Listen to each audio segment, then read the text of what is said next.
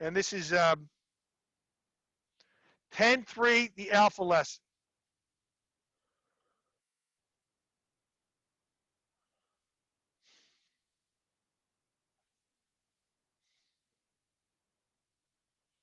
So there's an example of a picture of a polar curve, which we're not going to worry about that. So the slope of a polar curve. Very logical. Because what do you have in polar mode? Well, if you look at your calculator keyboard and you have those 4 characters on your independent variable key, you will see the theta. So it goes from x to t to theta to n for sequential mode. So the theta is polar mode. So if we want dy dx, that's going to be the change in y with respect to theta, because theta is the input, divided by the change in x with respect to theta.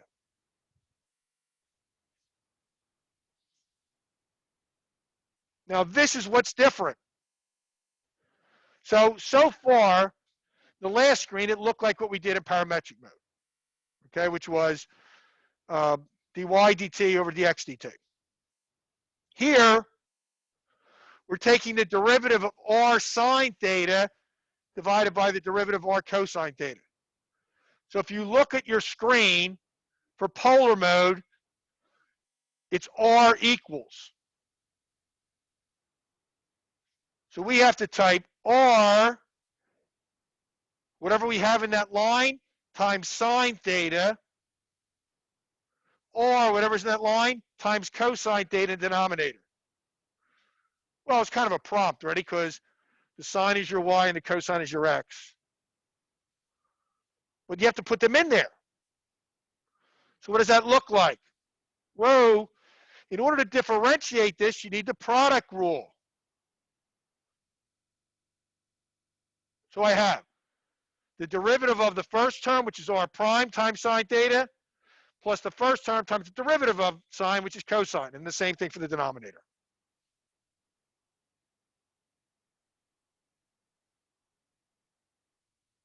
So what do people do? If they're sleepwalking through this and they get tensed on the AP test, they forget about distributing the cosine over the numerator. I'm sorry, the cosine over the denominator and the sine over the numerator. They leave it out. Well, you're not going to get, you're not going to get to where you need to be.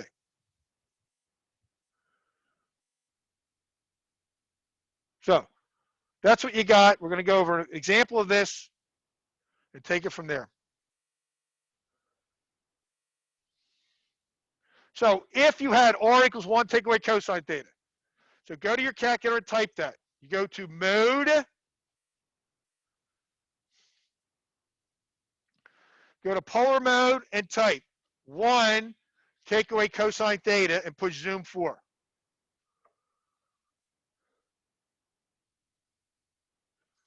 Okay? Now what? If your graph doesn't close, go to window and make your T max 2 pi. But if your graph closed, then you're fine. Does that make sense? So you have this picture. What do we want? We want the slope of that polar curve. Well, it depends upon what theta is. Yes?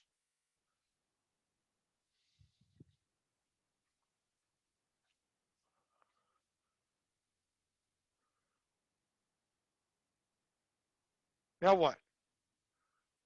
So what's r prime? Well, r prime is sine theta. Right? 0, the derivative of cosine is negative sine. Subtract the negative sign. That's sine theta. So where are they getting this? All of this. Ready? You have the derivative of r. You have sine theta times sine theta plus r times the derivative of sine, which is cosine. Like we back up here, because they're a little, they should have used another line in here. This is from here. Well, I don't really like the way they did that. R prime times sine theta plus R times cosine theta. Let's just focus on the numerator because you're just repeating that in the denominator. So we have this, but in reality, I don't even think this is really helpful. I think all you need to do is go back to this. Differentiate this and understand you're differentiating, because I don't think it's helpful to memorize all that stuff. You're taking the derivative of R sine theta, but you have to use the product rule. So if I go back here to this question, and again, we're only going to do the numerator. You're taking the derivative of R sine theta. So if I look at it this way, R equals 1 take away cosine theta, numerator only, times sine theta, which would give you sine theta subtract cosine theta sine theta. Okay, you can distribute this over this. You take the derivative of the sine is cosine theta. This is the product rule. You're going to have subtract. Ready? Cosine theta times the derivative of sine theta, which is cosine theta, plus the derivative of cosine, which is negative sine theta, times sine theta, which gives you cosine squared theta, subtract sine squared theta, right? And you have cosine theta, take away 1. So if we see what's going on here,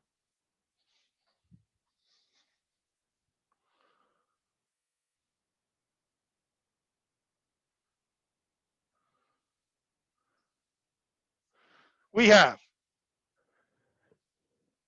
no, I'm sorry, this is not cosine squared theta plus sine squared. So cosine squared theta subtract sine squared theta. So this is the same place where they are there. Okay? I just don't like the way they did it. Because you can do the product rule without memorizing that like shortcut. You can do the product rule, it is. Take what's in R, multiply it by sine theta, and differentiate it. It'll take you to the same place. So now what?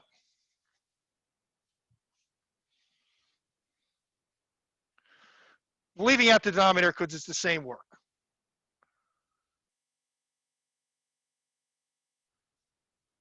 So you get double angle here. So what we have here is cosine squared theta take away sine squared theta, which is cosine 2 theta. If you have an issue with that, when we did the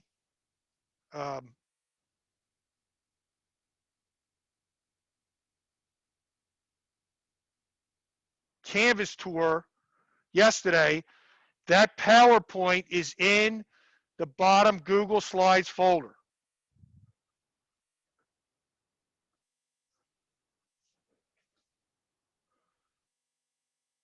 All right. Now, what does that mean? Well, here's your derivative. So you pick an angle.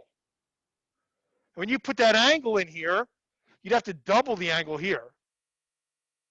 And that would give you the instantaneous change of the curve at that point. And that's the problem we're going to do in the textbook. So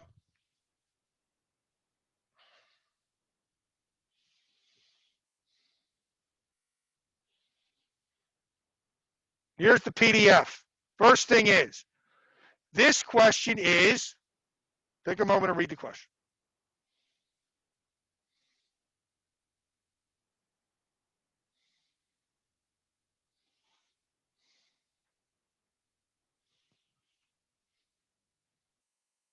That's what we're going to do on Monday. That's the area enclosed by a curve. You're doing the derivative today, the slope. So here's a summary. The summary is the slope, the derivative, the length of a curve, and the area enclosed by a curve in these three modes, function, parametric, and polar mode.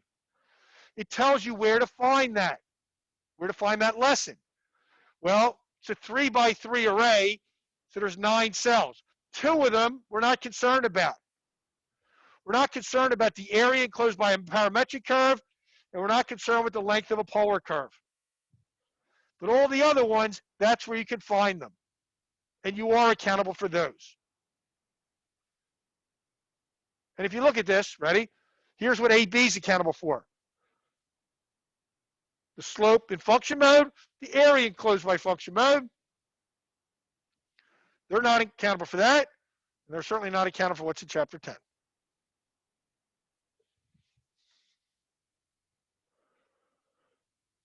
Example number 5. Here's what you have. R is equal to 2, and I'm only going to do the numerator because you can follow the work up here. 2 sine 3 theta. So I have R 2 sine 3 theta times sine theta. And you want to take the derivative of that. So how do you do that? Well, you would have, ready?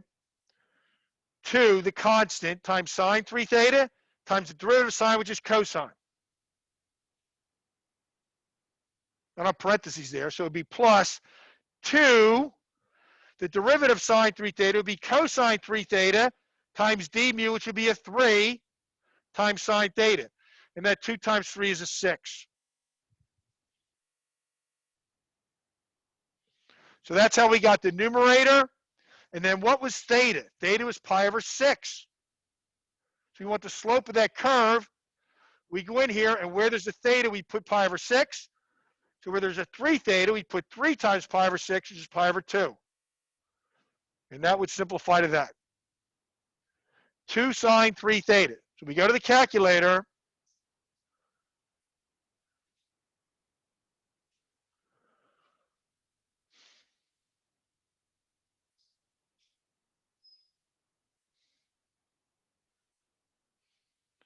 Two sine 3 theta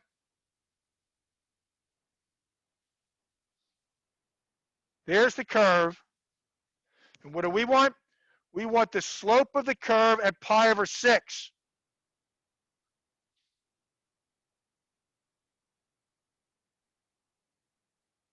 So we're tracing the curve till we get to pi over 6. We want the slope of the curve there.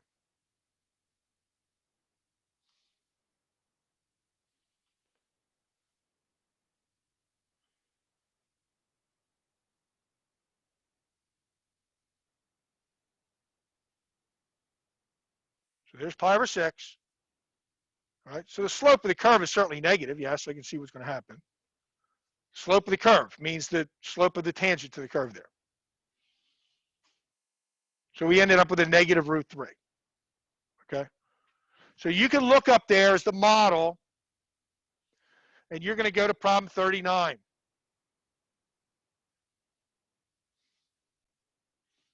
All right, so for 39,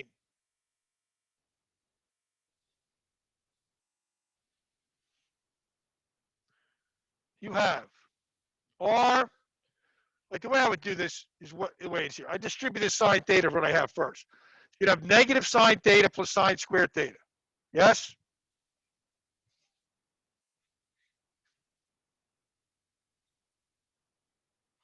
The denominator, you'd have negative cosine theta plus cosine sine. So now you want to differentiate that. Now I broke this up into, I'm just going to do the numerator. Does that make sense? Like you can follow the denominator. It's the same thing. So I broke this up into negative sine theta plus sine sine to do it by the product rule. You don't need to do that. Right? You could just do the derivative of this would be 2 sine theta cosine theta. You're going to get the same answer. So you'd have negative sine theta. When you take the derivative of that, you get negative cosine theta. So negative cosine theta plus 2 sine theta cosine theta, which is sine cosine, which is 2 sine cosine.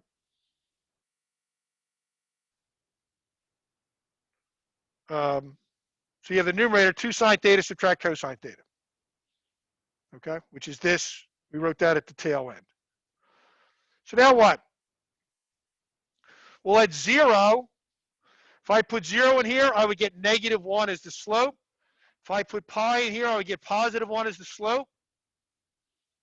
Here are the points they asked for. And the graph would look like that.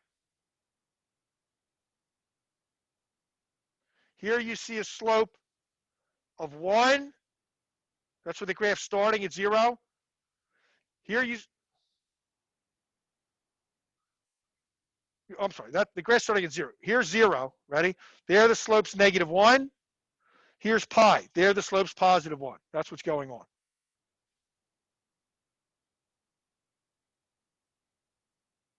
So that's as far as we're going on the alpha lesson.